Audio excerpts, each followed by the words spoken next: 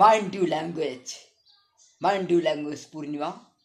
আচ্ছা পূর্ণিমা, তুমি তো দেখতে এত সুন্দর, তোমার ব্যবহার এত সুন্দর কেন?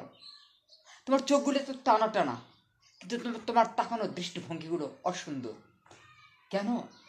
তোমার মুখের ঠোঁটগুলো খুবই সুন্দর, লাল গোলাপি ঠোঁট। সেই মুখ দিয়ে তুমি এইভাবে এই ভাষায় কীভাবে কথা বলতে পারো? বলো, বলো পূর্ণিমা। আমি তো তোমার কাছ থেকে এটা কখনো এক্সপেক্ট করিনি, কখনো আশা করিনি যে মানুষটা কিনা এত সুন্দর, সে মানুষের মুখে এই ধরনের ব্যবহার, এই ধরনের ভাষা। আমি সত্যি তোমার সাথে না মিশলে, তোমাকে না ভালোবাসলে আমি কখনোই তোমাকে চিনতে পারতাম না, কখনোই চিনতে পারতাম না পূর্ণিমা। তাতে তুমি আমার ঘরে বউ হতে চাও? তুমি আমার ঘরে বউ হলে তুমি তো আমার মাকে দিনে রাতে তো তুমি অশান্তি করবে, শান্তিতে থাকতে দেবে না। আমার ছোট্ট বোন আশাকে তুমি প্রতি রাতে প্রতিনিয়ত যন্ত্রণা করবে, স্কুলে পড়তে দেবে না। আমার বাবা কৃষি কাজ করে, তাকে তো তুমি সারাক্ষণ চাষা ভুষা বলবে।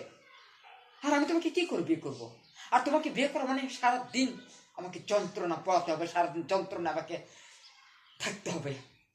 সো প্লিজ সরি, সরি পূর্ণিমা, আমি তোমাকে বিয়ে করতে পারলাম না, রিয়েলি সরি। আমার পরিবার আগে, আমার বাবা, আমার বোন, আমার মা আগে।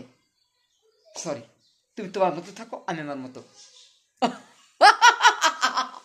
সুন্দর হলে শুধু সুন্দর হয় না, যার ব্যবহার সুন্দর তার সব সুন্দর। এটাই বাস্তব।